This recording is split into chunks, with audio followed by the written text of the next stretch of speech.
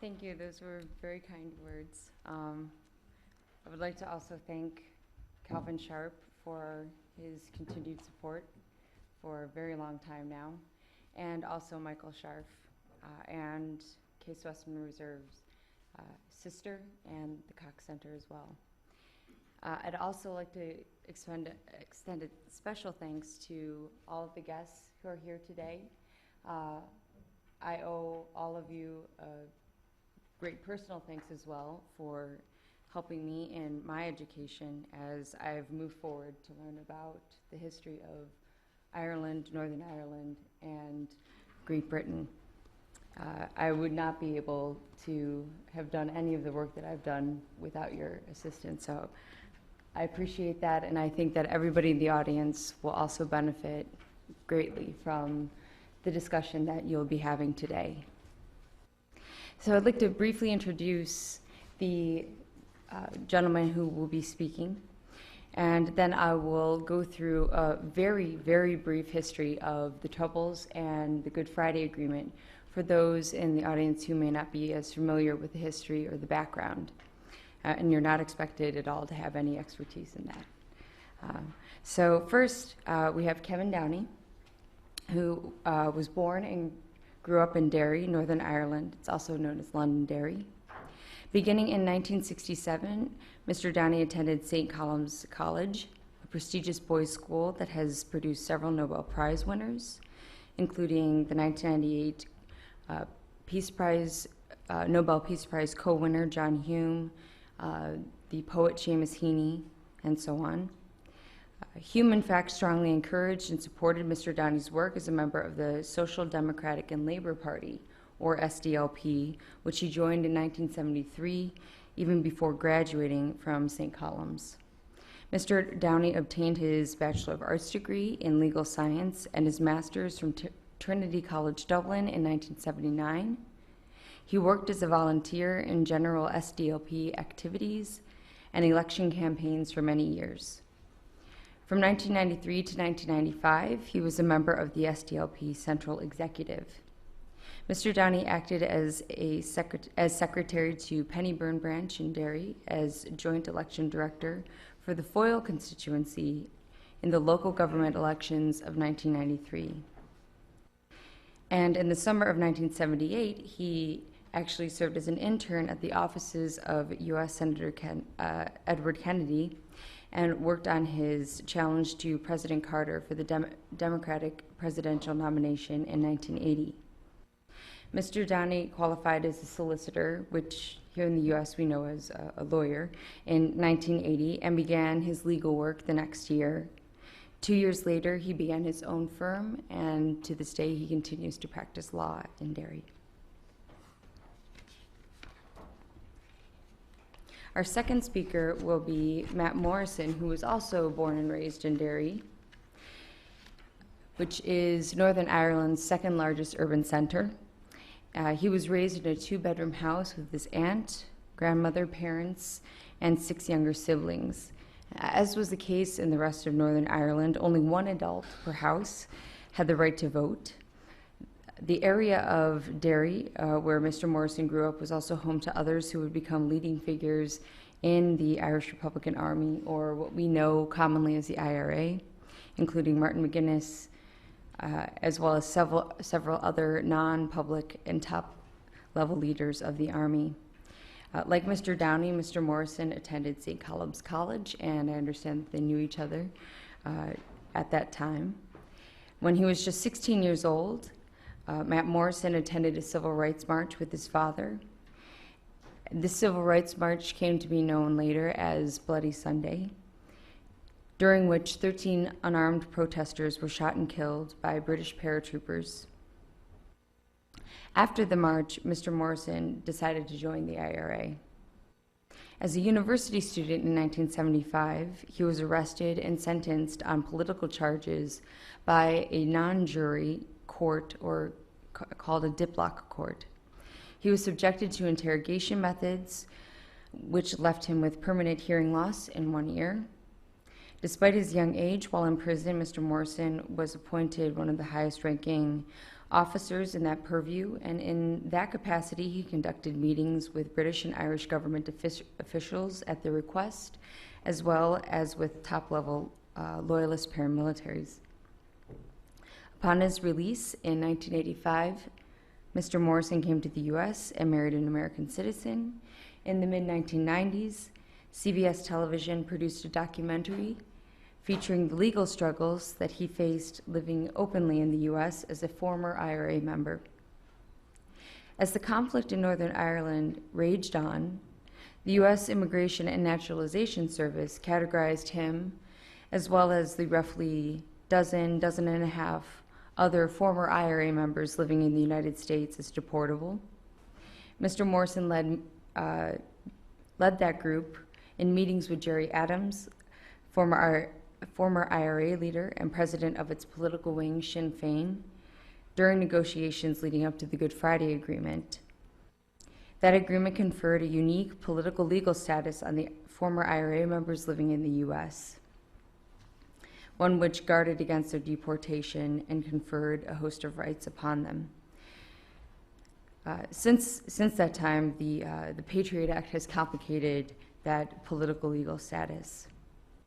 Mr. Morrison now lives in St. Louis, Missouri, and he is a nurse and part-time Gaelic teacher. He often speaks on the conflict and peace process in Northern Ireland, on immigrant civil rights issues at universities, including in 2008 at the Department of Political Science here at Case Western Reserve University, and for many nonprofit organizations and interest groups. And then finally, Roy Garland, last but not least, was born and raised in an evangelical home on Belfast's Loyalist Shankill Road. He left school at the age of 14, but spent 2 years in full-time training at the Evangelical Interdenominational All Nations Christian College near London, returning to Belfast when his father died in 1962. There, Mr. Garland began to attend Ian Paisley's Free Presbyterian Church and participated in various protests and rallies in Belfast. He was actively involved in Ulster Unionist party politics, demanding that Unionist politicians reject Westminster interference in areas legitimately within local jurisdiction. By 1970, however, Mr. Garland began questioning his former views, and in 1973, when he was an undergraduate at Queen's University Belfast reading social science, he completed a certificate in ecumenics through Ulster University and the Irish School of Ecumenics during the mid-1980s.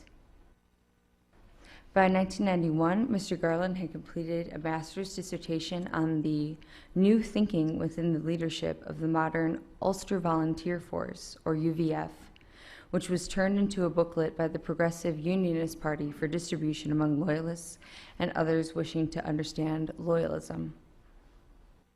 By the mid-1990s, Mr. Garland became involved in the Shankill think tank, discussing a way forward for the Protestant working class. During 1995, he began and continues a weekly Monday column with the Irish News, a nationalist newspaper that is run out of Belfast. That same year, he became a founding member and co-chair of the Cross-Border, Cross-Community Guild of Uriel, based near Dundalk, and promoting dialogue, mutual understanding, and accommodation. Several years later, he had begun work with Sinn Féin leaders on a regular basis with the same view in promoting understanding and accommodation. He again became active in the Ulster Unionist Party, or UUP, by the early 1990s and was the first and virtually only Unionist to address the Dublin-based Forum for Peace and Reconciliation. For this, he was disciplined by the UUP, but managed to remain a member. The union group later sought an inclusive agenda, fostering healing and reconciliation within Northern Ireland between North and South, and between Ireland and other parts of the United Kingdom. Mr. Garland organized meetings of the union group with senior Irish and British government ministers. He was part of an organizing committee drawn from the Union Group for East Belfast Speaks Out, believed to be the first such panel discussion organized by Unionists. The panel consisted of Jerry Kelly, a Sinn Féin MLA, Jeffrey Donaldson, a DUP MP, or Member of Parliament and MLA, representative at Stormont Assembly, Patrick Corrigan of Amnesty International, and Lawrence Robertson, MP of the Ulster Conservative and Unionist Shadow Minister for Northern Ireland. And that was chaired by Belfast Lord Mayor Naomi Long, who was an Alliance Party MLA. He is the author of a biography of one of the most famous former Loyalist leaders, if not the most famous former Loyalist leader, Gusty Spence. That book was published in 2001 and has contributed articles to various publications on politics, history, and religion. He is currently working with a project involving IRA veterans of the 1956 to 1962 Operation Harvest Border campaign entitled Then and Now, A Future Without Political Violence. Mr. Garland has worked with former UDA, or Ulster Defense Association, and UVF, Ulster Volunteer Force, prisoners and activists for decades, and is a commentator on radio and television. He is also a regular speaker at meetings involving people from all backgrounds in Ireland, North and South. So those are our speakers for the first panel.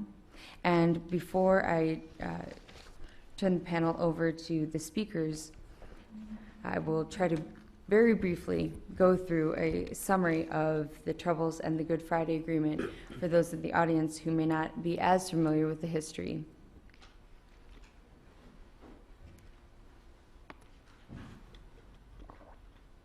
And in advance, I would like to make a disclaimer that as I'm going through the history and the nature of the agreement very quickly, that it will not be a complete characterization, and therefore I hope that there's no offense given if I omit any important detail.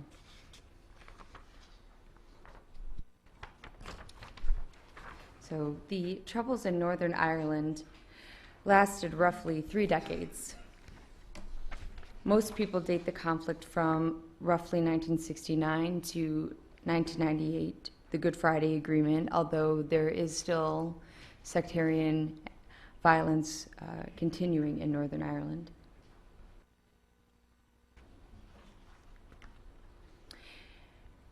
I'd like to speak for a moment about the divisions within Northern Irish society. On the one hand, one might characterize a part of society as Unionists and Loyalists, and on the other hand, Nationalists and Republicans. Unionists and Loyalists have a shared broad goal of continued union with the United Kingdom. They come from a Protestant background.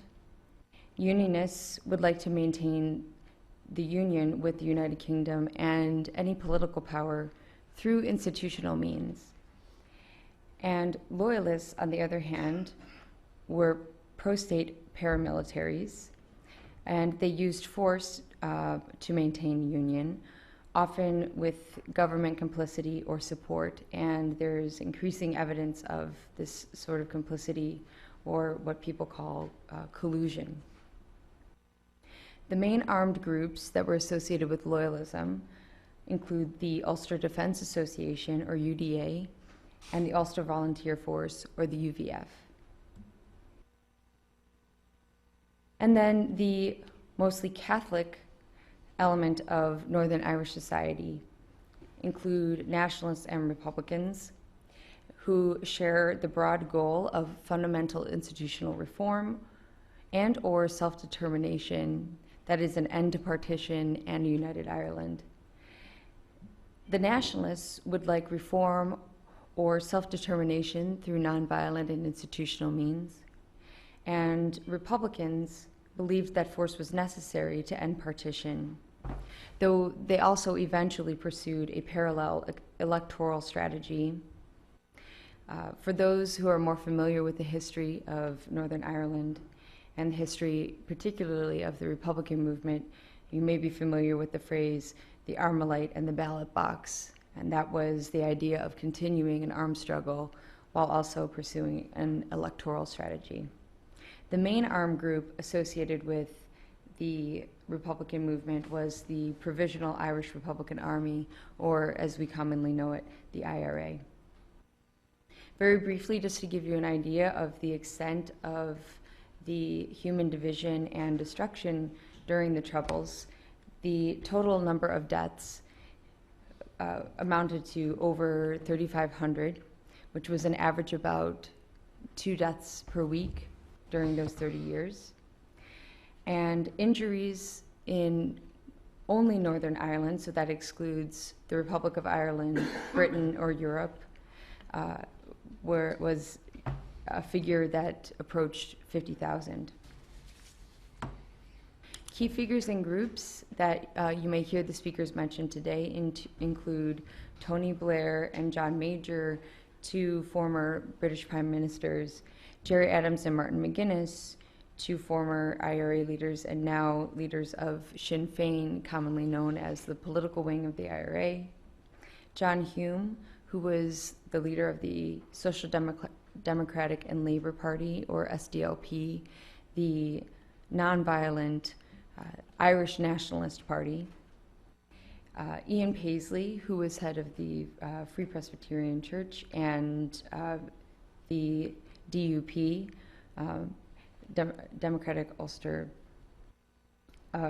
Unionist Party, excuse me, and David Trimble, who was co-winner of the 1998 Nobel Peace Prize with John Hume for his work toward the Good Friday Agreement.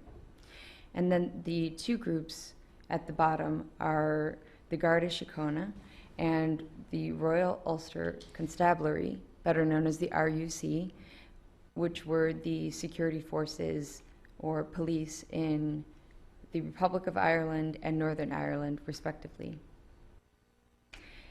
Just to give a I won't go over each of the events on this timeline, but you can see that the Troubles started off with a civil rights campaign that was largely led by Catholic nationalists. Internment without trial followed shortly thereafter, with Bloody Sunday and the imposition of direct rule in 1972. Moving forward to 1981, there was the second IRA hunger strike, but just generally known as the IRA hunger strike, in which 10 Irish Republican prisoners hunger struck to death, which galvanized the Catholic community around the Republican movement in a way that had not been before. In 1985, there was a watershed agreement known as the Anglo-Irish Agreement, which stipulated the involvement of the Republic of Ireland in any affairs of Northern Ireland for essentially the first time. John Hume and Gerry Adams began secret talks in 1988, and some marked that as the beginning of the peace process. And the peace process continued on. It still continues on, according to many, until this day. The Good Friday Agreement in 1998 was marred, I think, only by the Omagh bomb, which was a bomb set off by a faction within the Provisional Irish Republican Army that did not look favorably upon the power-sharing agreement that the rest of the Provisional IRA signed on to, and 26 civilians were killed during that attack. And this outlines some of the details of the Good Friday Agreement, and I won't go over all of them. But what the Good Friday Agreement stipulated is that there would be a power-sharing Northern Irish executive and that the allocation of any ministries would be proportional to the main parties. Any decisions would also be taken on a cross-community principle. The agreement also stipulated cooperation between the Republic of Ireland and Northern Ireland, as well as the Republic of Ireland and Great Britain. The withdrawal of British troops until reaching peacetime levels, which was the end of Operation Banner, which had begun with direct rule in 1972 and was actually the longest military campaign in British history. Importantly, it also stipulated the abolition of the Republic of Ireland's territorial claim to Northern Ireland, which had been enshrined in its constitution. It also stipulated the release of prisoners that were associated with paramilitary groups that were on ceasefire. And as you can see from these figures, there was great support for the Northern Ireland Agreement when there was a referendum held, the Good Friday Agreement, when there was a referendum held on May 22nd. And the turnout was remarkable in the North, and overwhelmingly the citizens voted for continuing union with the United Kingdom. There were some paramilitary groups that did not sign on to the Good Friday Agreement. Although some were initially for the agreement, they subsequently took up violent activities again. Most of these groups are now either moribund or decommissioned. The only two remaining active groups, which may be discussed to a certain extent today, are the Continuity IRA, or CIRA, and the Real IRA, or RIRA. These are known right now as the dissident Republican groups in Northern Ireland, and they are those who are dissatisfied with the Good Friday Agreement. They tend to be dissatisfied with Sinn Féin's performance in government and would like to continue an armed campaign to end partition of the island of Ireland. So without further ado, I will turn the panel over to our distinguished panelists, starting with Mr. Downey.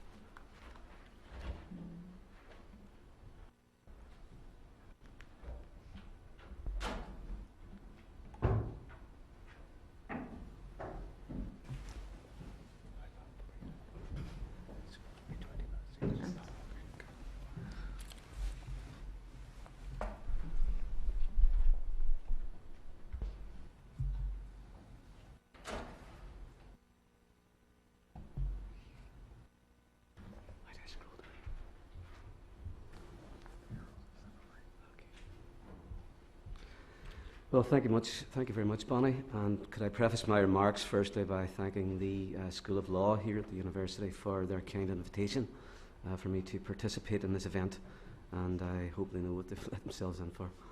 I'd just like to clarify one thing, because as you see in the biography, I've been described as a solicitor, and it has come to my knowledge since I've been in the United States that that has another meaning over here. It may well be, in fact, that the difference between the two professions is not just quite as much as I would like to hope. However, the most simplistic verdict on the Good Friday Agreement of Easter 1998 is that it is the foundation for a final conclusion to the centuries-old issue of who rules Ireland and how it is to be ruled. It may well prove to be a foundation. However, the central point of my analysis is centred in my belief that it remains at best only that, a foundation, and does not represent a final peace settlement as is popularly publicised in the word media. Great problems and contradictions lie within the agreement. And I would like to look at the topic from five main bases. If I can now just use this machine. How did we get there? I felt it was important that I could put the whole process in some kind of historical perspective. I know I wasn't aware Bonnie was going to do such a good job ahead of me. However, what I'd like to say is that the euphemistically described troubles which erupted, mainly in 1969, although us in Derry would probably say they commenced in 1968, was the final violent phase of a struggle between the largely native Gaelic Irish population and the British Crown, which from the 1600s on was largely represented by the Unionist Protestant population of the northeastern counties of Ireland. It could be said that the seeds of almost 400 years of conflict were laid during the rule of one Queen Elizabeth, Elizabeth I, and the seeds of what will hopefully be the final resolution of that conflict were laid in the reign of another Queen Elizabeth II. The real seeds of the troubles, in my view, were sown in the 1600s when the British Protestant Queen Elizabeth I finally vanquished the native Catholic Gaelic chieftains in the struggle for control of the island. The most difficult and obstinate of them controlled the province of Ulster to the north, and to ensure that they never rose again, their lands were confiscated and awarded as spoils of war to loyal and dependable British subjects of the British Crown. They in turn planted them with thousands of Protestant, Scottish and Northern English settlers, whose main task was firstly to earn a good living for themselves off the land if they could, secondly to provide a stable rental income for the newly awarded holders of the land, and thirdly to act as a militia and a yeomanry to help suppress any further native uprisings. And so began 400 years of resentment, suspicion, hatred, and sometimes outright rebellion and war between Gael and Planter, which was culminated ultimately in the Botch Settlement, which was the Treaty of 1922. The treaty avoided grasping the nettle of how the two communities could share the island, and the British Protestant population could be persuaded to relinquish power in the north. It accepted partition of the island and permitted the Protestant heartland of the north to govern its own territory. In my view, the treaty ducked a final solution by permitting the 6 northeastern counties of the island, comprising 2/3 of the province of Ulster, to have self-government separate from the remainder of the island. The remainder of the island following a path of quasi-independence within the British Empire under nationalist republican control, and final independence as a republic free of the Crown in 1949. And so the island settled down to a form of peace in which most of the island was governed by the mostly Catholic Gaelic population, and the remainder 6-county area was governed by an artificially created Protestant Unionist majority, led by a Unionist elite which was loyal to Britain, with only one fly in the ointment, which was people like us, people like myself, and people like Matt. The Catholic population that found itself trapped within the borders of the new Northern Ireland state, in our view abandoned by the rest of the island and dominated by a new Protestant majority. Trapped within the Northern Ireland state, making up approximately 1/3 of its population, was this population, mainly Catholic, 1/3 of the population, too many to be removed. So they were controlled by a system of government which ensured that they were permanently dominated and kept from the levers of power. And this situation pertained largely until the advent of free education for all, brought in Britain by a Labour government, which was also applied to Northern Ireland. And this over the late 40s and the 1950s and into the early 1960s resulted in the development of an educated Catholic middle class who in the 1960s watched the civil rights struggle here in the United States, and then who looked at places like my hometown in Derry, with its chronic unemployment among Catholics, with its poor housing, and with the governing local council gerrymandered by the Unionist minority in the city to ensure that they still ruled it despite their minority status. And the local Catholic population finally asked why, and then they concluded and decided enough.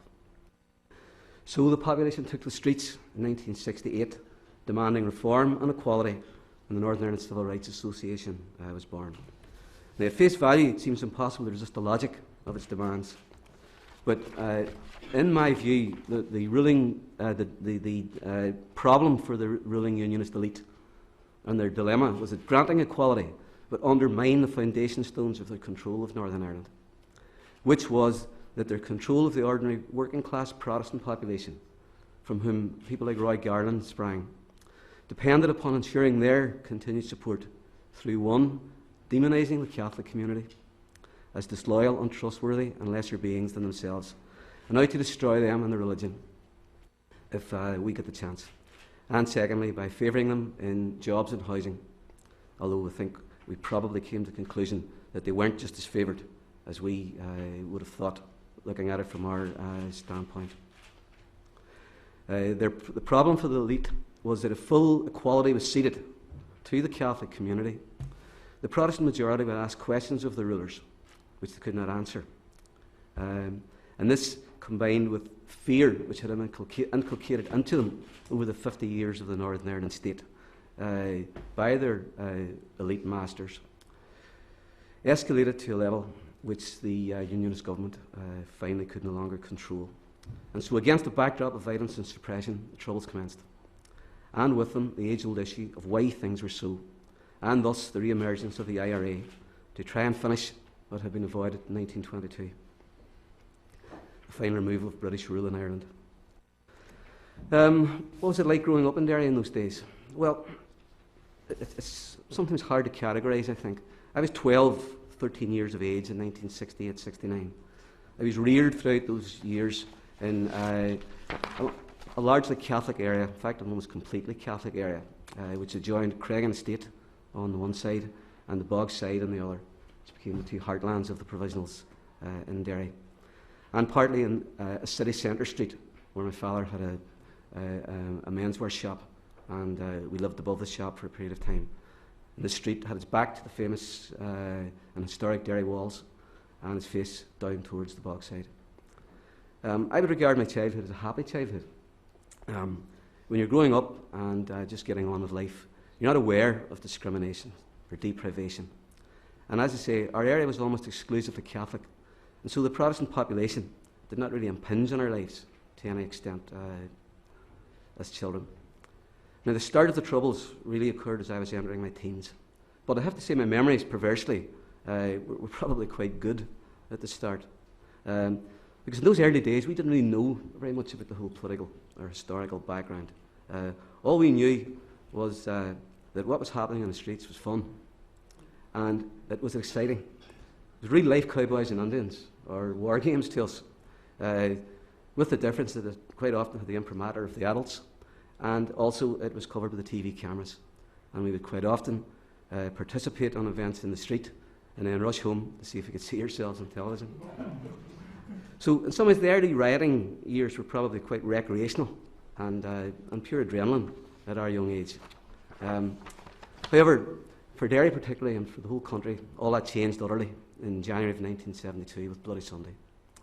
Suddenly people were dying, and I started taking an interest in what was happening, reading newspapers, studying history, following political debates. Provisional IRA was partly born at this time, largely out of a sense of anger and outrage, firstly at the internment raids of 1971, but particularly as a result of the events in the streets of Derry in January 1972.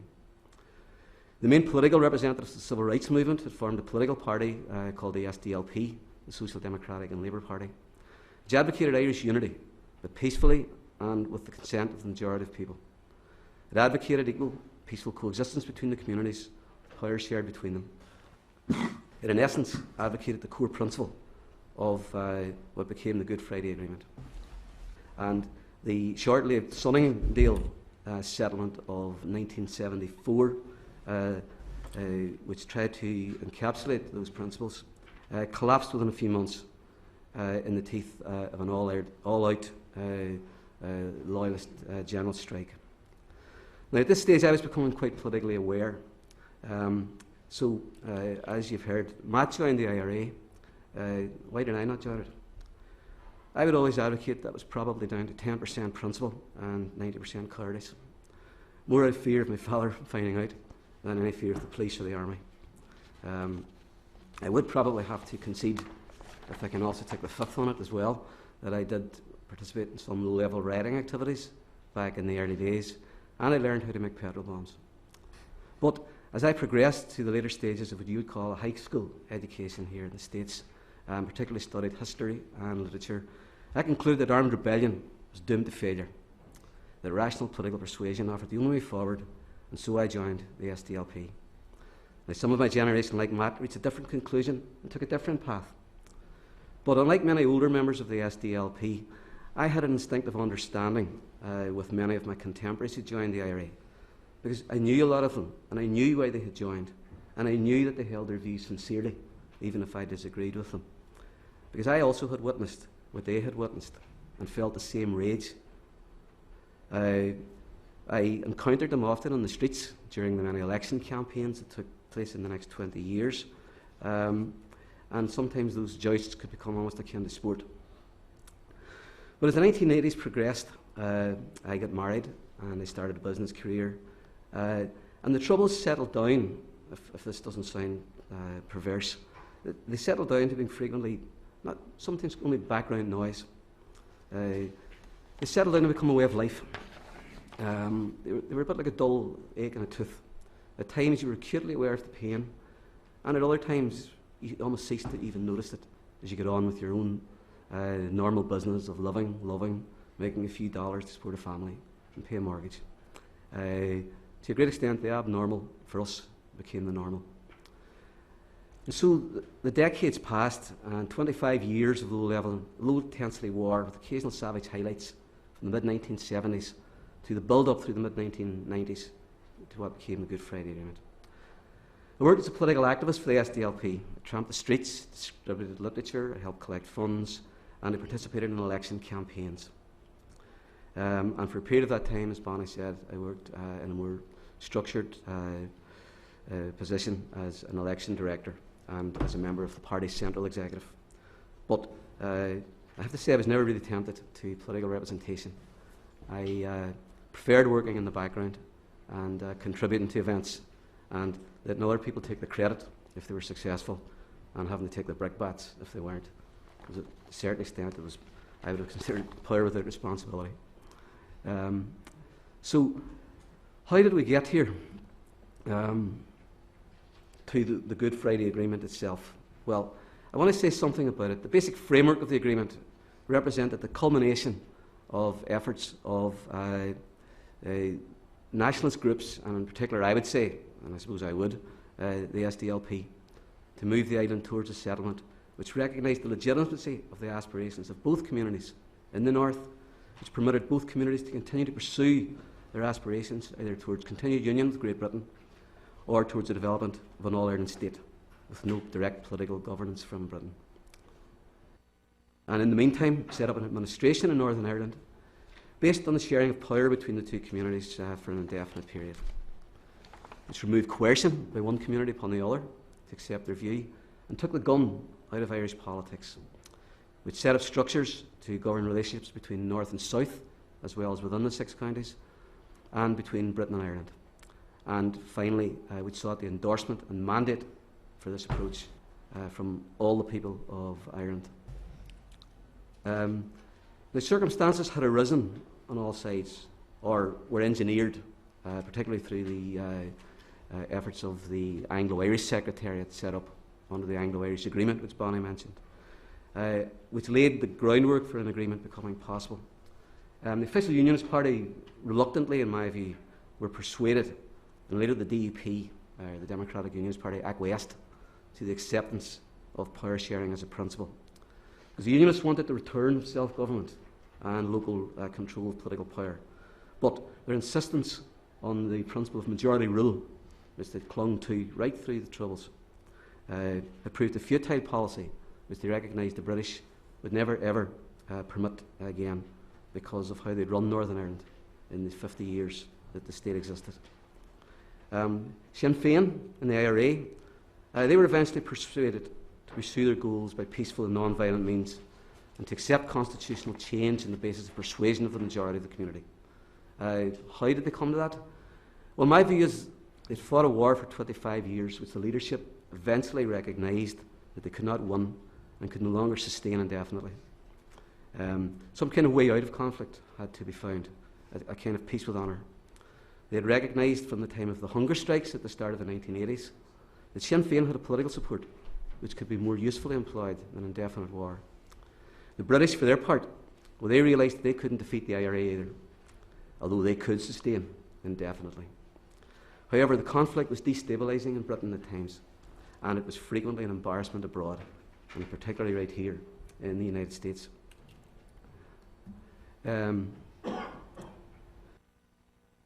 Also, and very important to the whole process, was the influence of a very powerful Irish-American political force led by Ted Kennedy and by Tip O'Neill and by others. And most importantly, by the presence of a powerful power broker in the White House, President Clinton, who won the trust of all sides and used the power and aura of the Oval Office to bring pressure to bear on the British to enter meaningful discussions with Sinn Féin and the IRA, and also held out the benefits of US investment in a peaceful Ireland. Also in 1997, Britain gained a Prime Minister, Tony Blair, who was probably the most genuinely committed British Prime Minister since Gladstone at the end of the 19th century, to seeking a resolution of what the British always called their Irish question. Martin Luther King's quote, "There are moments when the politically expedient becomes the morally wise," became accepted on all sides, and so the stage was set for the signing of the most historic agreement ever signed in Ireland, one signed by the British, the Irish, and both communities. And it arrived in a wave of euphoria, enthusiasm, and relief. So where are we today? Well, I regard the settlement or the agreement as a welcome first step, but at the moment, little more than that. The initial euphoria has faded. It's not a final settlement. It is a transitional feel. It's unwieldy. It's in some ways unnatural, and it's not a particularly stable construct. In my view, it's not peace, but an absence of war.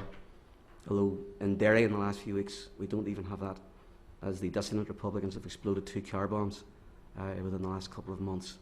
There's still dissent, and there's disillusionment among ordinary people with politicians generally, which is maybe a global phenomenon, but it's certainly present. An analysis of the current executive shows me that the nature of power rarely changes. Neither community can point to many real benefits from the agreement. An entrenched upper echelon of mainly Unionist, but not exclusively, businessmen and public servants, in my view, still continue to control and to hold the purse strings of power. Hapless politicians, both Unionist and Nationalist, but particularly Nationalist, in my view, are effectively being led by the nose by what I would call these masters of control. The naysayers of Unionism have settled sullenly, but reasonably contentedly, into the seat of governance. And Sinn Féin, in my view, and no doubt Matt will not be able to wait to get up to argue with me, is effectively settled for a SDLP/Irish government agenda, and they finally got their hands on the levers of power in Northern Ireland, but only to discover the levers of power are no longer connected to the engine, because real power still rests at Westminster, and Northern Ireland gets its pocket money in the form of its grant, and it has to spend it well. Aside from a well-heeled middle class, this lack of any real economic benefit for either community, in my view, remains the principal weakness of the agreement. It has done little to distribute wealth in a fair and even-handed manner, and it has done little to integrate the two communities. To my view, sectarianism remains rife, and possibly in some ways even worse than ever. Epitomised, in my view, by the leader of the official Unionist Party, Mr. Elliott, not being able, even in this day and age, to bring himself to attend a GA match, and to be leading the opposition to the building of a new motorway, which will eventually link Derry to Dublin. And in the nationalist community, there's still no sense that United Ireland is any closer.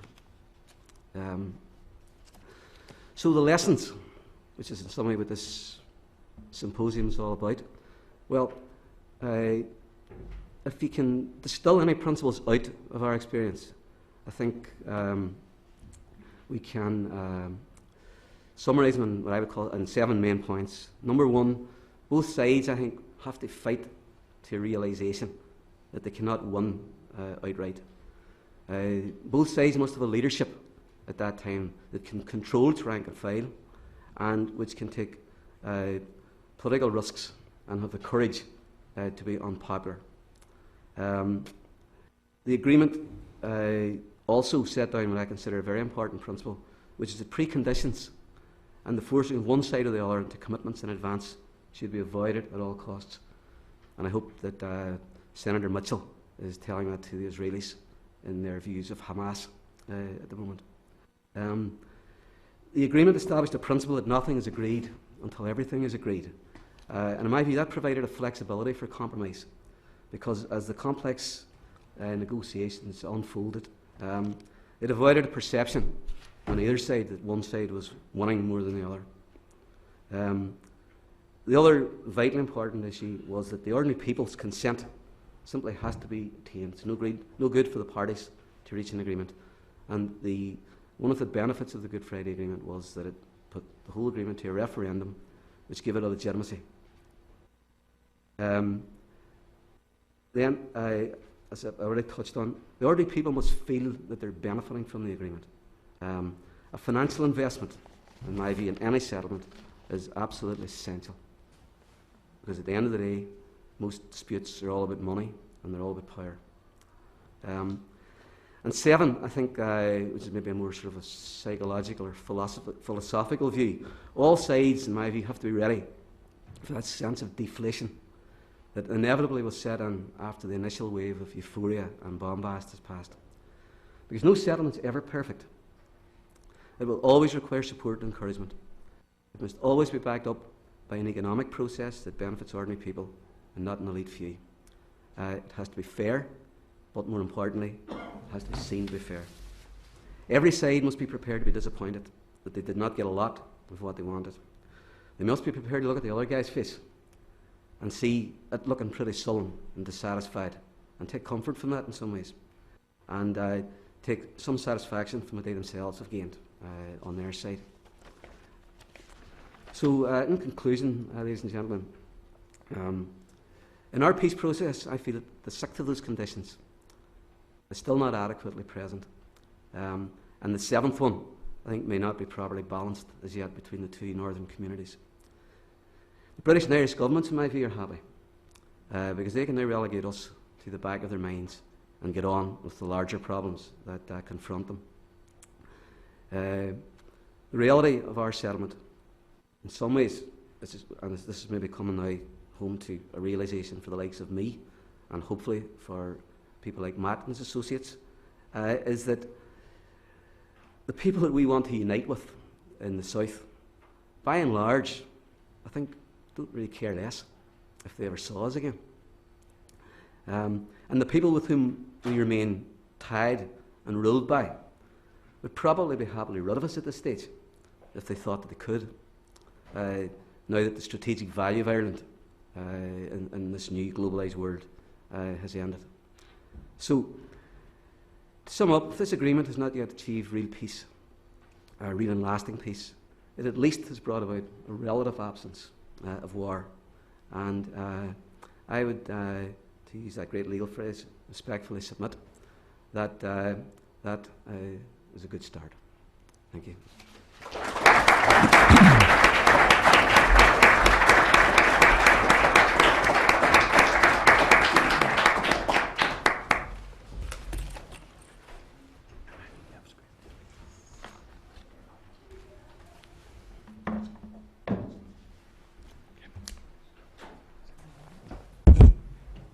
Is that my neat vodka?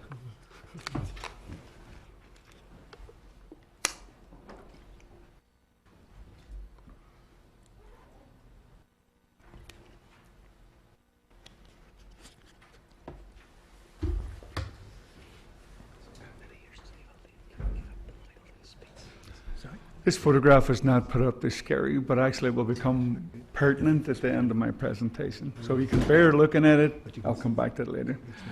My name is Matt Morrison. Like Kevin, I'm from Derry. So this whole discussion is heavily weighted towards the western portion of the 6 counties. The real capital. And actually, I'll make the point as I go along here that Kevin and I have a lot of convergence in our viewpoints, and there's a few points of divergence that mainly revolve around the fact that there is a continuum that exists between Irish nationalism and Irish militant republicanism. But I'll touch on that later on.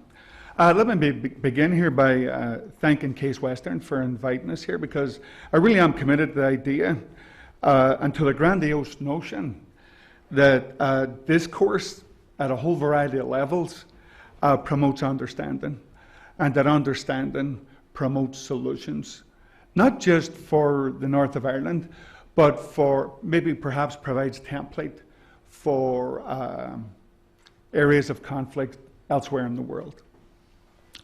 I'm very unsophisticated here. I'm a fingers in the dirt sort of a guy, and I think that will be the hallmark of my presentation here. Let me begin by thanking Case Western for bringing us here, and particularly Michael Scharf, Bonnie Weir, Calvin Sharp, Robert Rawson.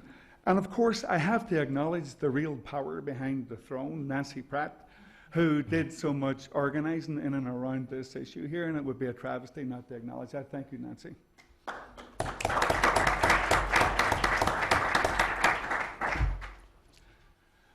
I think I just scored a few brownie points with Nancy Pratt. If I told you I was an impartial observer, you wouldn't believe me. Okay, so let me state it clearly. I am not an impartial observer, but I think what I bring to this discourse is another form of prism, another lens through which you might consider the conflict in the north of Ireland. And how I intend to do this is actually make a suggestion that very often academics have a tendency to try to explain, or they cling to the idea that everything is explicable through statistical analysis. And clearly that is not the case. And in Ireland in particular, the politics of the personal are extremely important in either making things happen or in creating a variety of destructions along the way. One of the points I want to make before I actually start here is that I said to Calvin Sharp yesterday evening that I think in a way it's kind of brave, and actually it upholds the greatest academic standards that Case Western is actually sponsoring this discourse today, because in post 9/11 USA there kind of is a fearful atmosphere, and that type of atmosphere has a tendency to mute discourse, dampen discourse, obstruct discourse, and that really is sad in a whole variety of ways. So again, I thank Calvin Sharp, I thank this program, I thank Case Western for encouraging this discourse.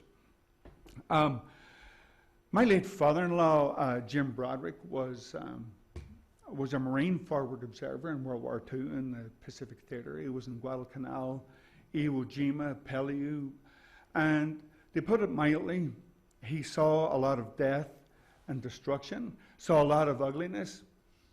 So about a couple of months before he died a few years ago, it kind of startled me in conversation. He said, in my opinion, he said, the conflict in the north of Ireland actually was a much more difficult conflict.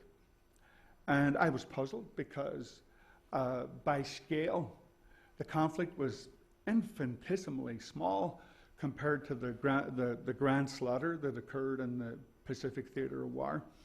And he said because it was up close and personal.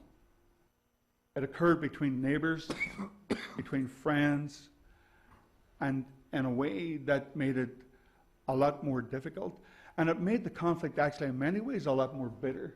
And I think Roy and I have had conversations about this, and I think you'll agree with that. So if there's one thematic issue that I want to leave you with, it's a note to academics, never to underestimate the politics of the personal, particularly when you're considering the conflict in Ireland. I want to talk about my own personal history, and that's the prism through which I look at things. So, and that's what I'm here for today, to offer that to you. When I say defensively, I don't want to talk about me in some narcissistic manner, but rather to make the point that my experience actually was not atypical. It was very, very typical. So if you would give me a few minutes, I'll talk about my own personal history and maybe give you some insight and some understanding as to how I became involved in IRA and the why of it. I was born in Derry in 1955 to Paddy and May Morrison, who were poor Catholics who lived in the Brandywell. Out of economic necessity, I lived in an extended family environment in a tiny house at the foot of Bishop Street in the Brandywell area. The Brandywell subsequently came to be known to the world press as part of the Bogside Catholic Nationalist Republican ghetto. We were poor as church mice, and because everybody else in our community was in the same state for the most part, we didn't recognize that we were living in poverty. But what we did know was that we were living in oppression, because it was communicated to us on a daily basis. We were living at the fringe of society. We were unwanted in our own society. And how that was transmitted to us was by dint of the fact that there was not universal suffrage. By dint of the fact that as I grew up, my father had to travel abroad for work because as a Roman Catholic, he could not get a job in his own city. In fact, I remember him bringing home rejection slips, and there would be 2 letters on the rejection slip, RC, Roman Catholic, because employers were bound to explain why they didn't hire someone. And it was done unashamedly. It was done unabashedly. In the 60s, young educated Catholics began to come into University City, or out of the university system, in large numbers, probably for the first time.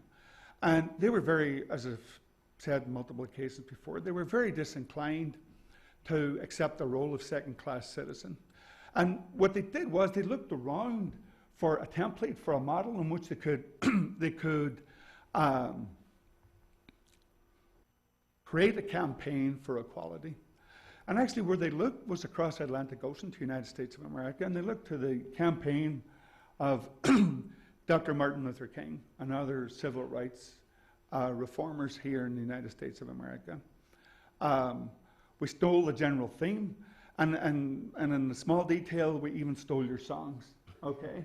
And it was only subsequently, as I got a bit older, I realized that we were guilty of grand larceny. But the point of the matter is, the idea was good, and we were working towards something that our parents hadn't worked too hard at.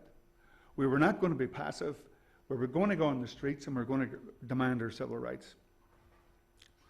Unfortunately, the Unionist regime in Stormont responded in a very heavy-handed manner.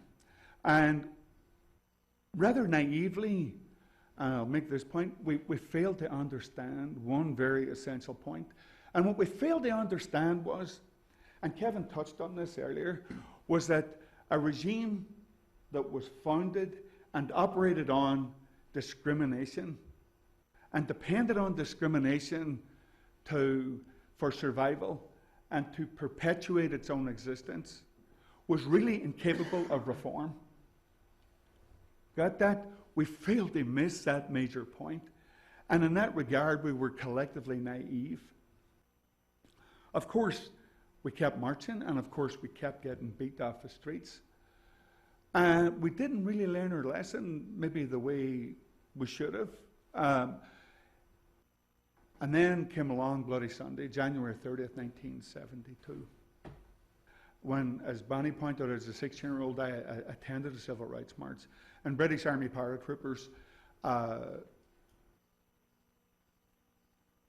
murdered us in large numbers on the streets of Derry. And the British government came behind and sanctioned that murder with the Woodgery Tribunal, and they collectively rubbed salt on our wound. And the message that they sent out to us in a very clear manner was that you're not valued, you're not wanted, you're in the periphery of society, and we are going to keep you there, and don't dare think that you're going to have equality.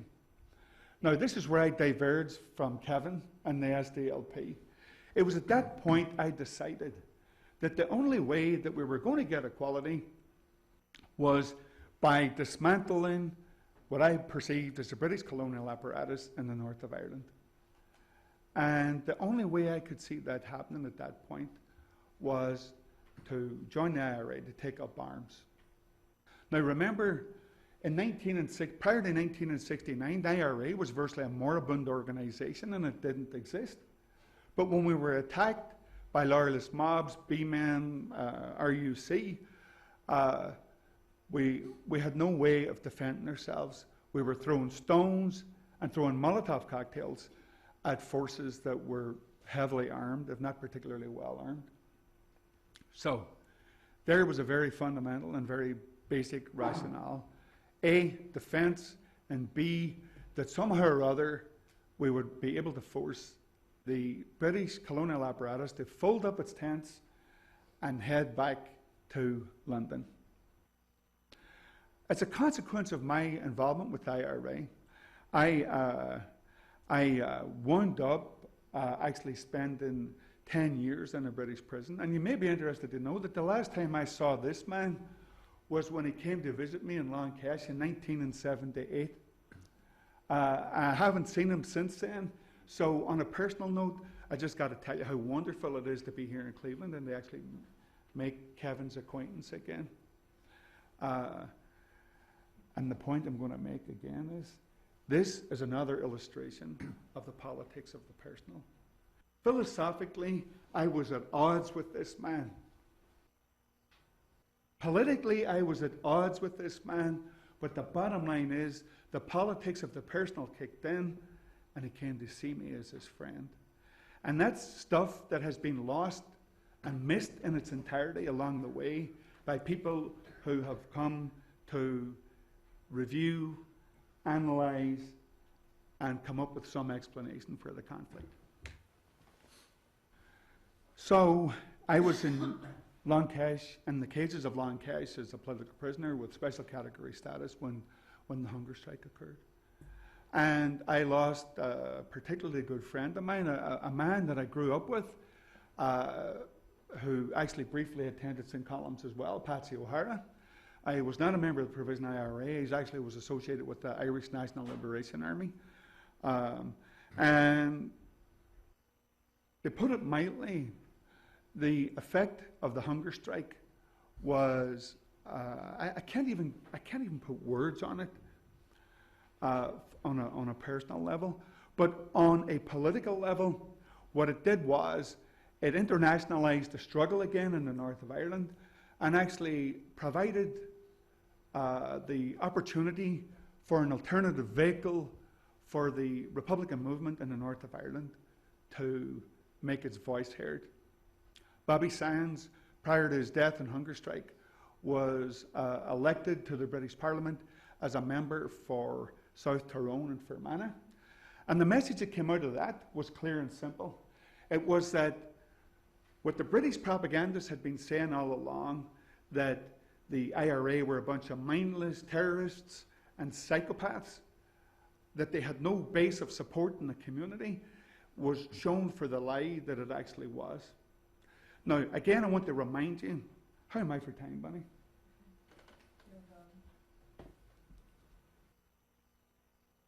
What the heck? I'll ignore the yellow card when it's held up.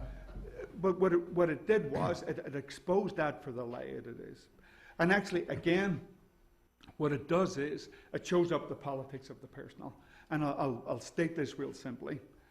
There was a lot of people who normally would vote for the SDLP who were so aroused and angry at how the British had pursued an obstructionist policy with regards to achieving resolution of the conflict within the prisons, that it resulted through a whole series of barbarities in the second hunger strike, the blanket protest, the dirty protest, all those horrible things that occurred there, that we had a situation where people who might have otherwise voted Social Democratic and Labour Party actually offered their support to the prisoners by giving their vote to Bobby Sands, who was entombed in an H-block cell at that particular point in time.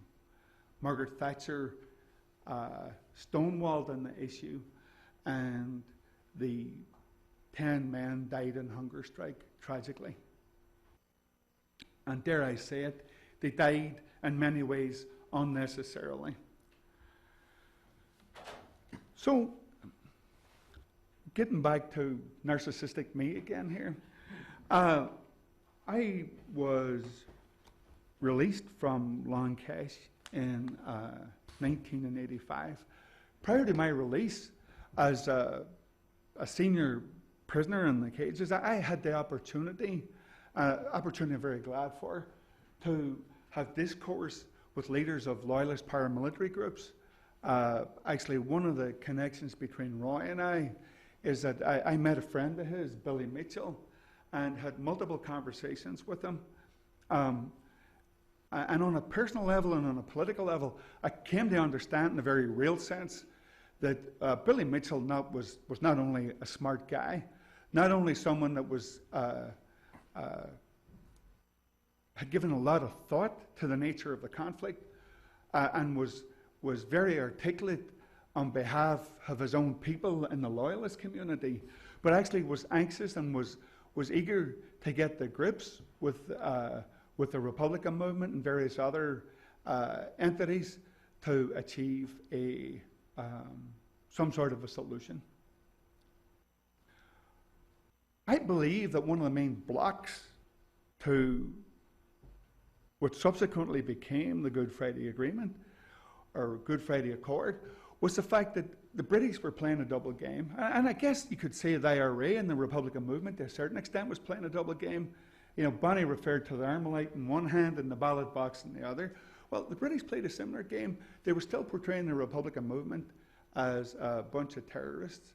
And the problem is, and this is something as academics you want to consider, if you brand someone a terrorist, you've got to be aware that there is a consequence of that. And the consequence is that you shut down discourse. And not only do you shut down discourse, you actually, in many ways, you ignore what are often valid issues that individual or group may bring to the table for consideration. So that's a reality. And discourse is like, speaking now as a nurse, I'm a very profound nurse. You are either pregnant or you're not pregnant, okay? You can't be half pregnant. Well, the thing about discourse is either you're having discourse or you're not. You're in the business for moving towards peace or you're not.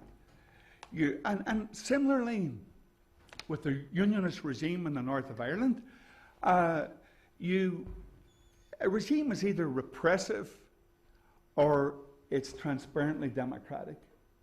And I say the Unionist regime, which denied us our rights in the north of Ireland, was repressive. And similarly, a regime like the white apartheid regime in South Africa was similarly oppressive. And the solution could not be a half repressive regime or a less repressive regime.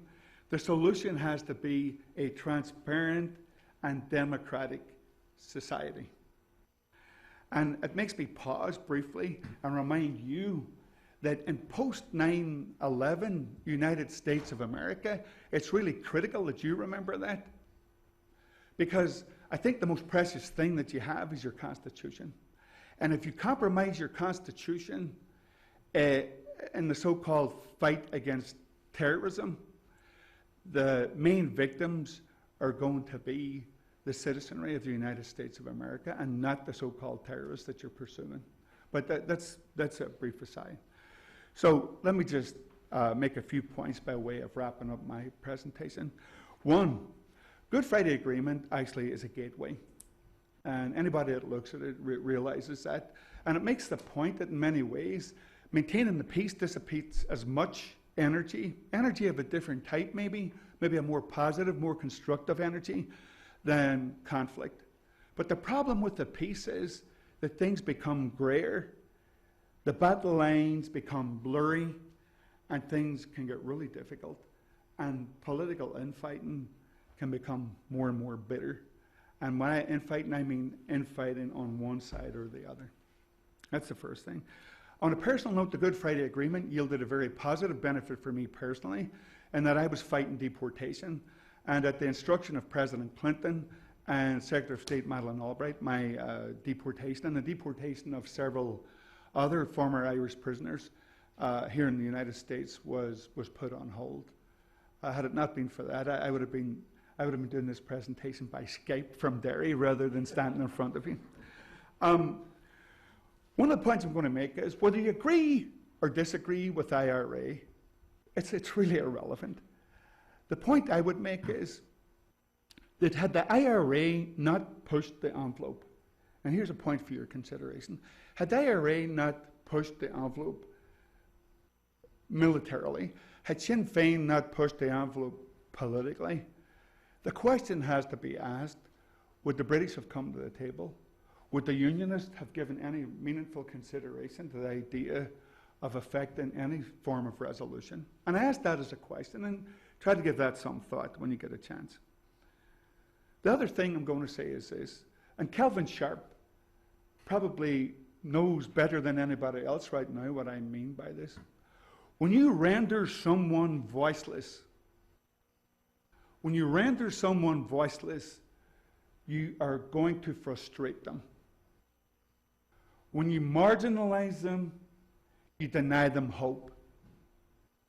So whatever we do, whether it's discourse or whether it is establishing a political system, it's got to be all-inclusive. You cannot cherry-pick who comes to the table. When you do that, you're actually laying the groundwork for future disaster. So let me say that again. You cannot cherry-pick who comes to the table. Everybody should be able to draw up a chair and should be able to speak frankly and honestly to represent their position and the position of their people. One thing, how much, I've got 1 minute? Oh my God. Okay, I'll just say this. One of the untold stories is the role of the Irish government. That's maybe a subject for another symposium elsewhere at a different time and a different place. I'm going to make the point that I really believe from the bottom of my heart that probably the most manipulated group, ironically, in the north of Ireland has been the working class unionist people. Kevin, you touched on that, and I agree wholeheartedly with that. And I know Roy and I have talked about that prior to this presentation this morning. So, to wrap up, now I've got about 15 seconds left. I hope you don't have a sniper in the back of the hall who's going to shoot me if I go over here. This photograph, as you can see, was taken about 1962 in our local church, the Long Tower Church. And that is a photograph of our altar boy team. And the goofy looking dude with the specs, that's actually me, believe it or not. And I asked Bonnie to put that photograph up because in many ways, it's a metaphor in and of itself.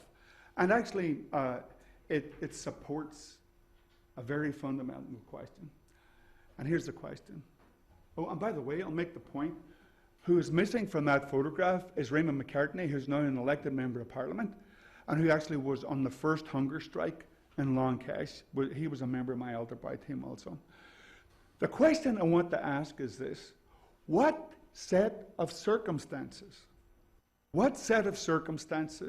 resulted in 4 of the guys in that photograph winding up as members of the Provisional IRA and going to prison or being shot or whatever?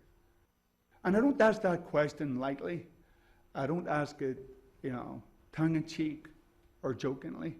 What set of circumstances resulted in that?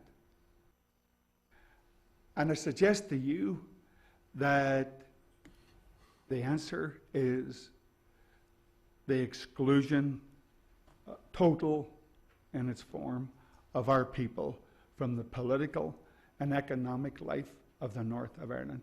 So on that note, let me wrap up, or Bonnie Weir will get really angry.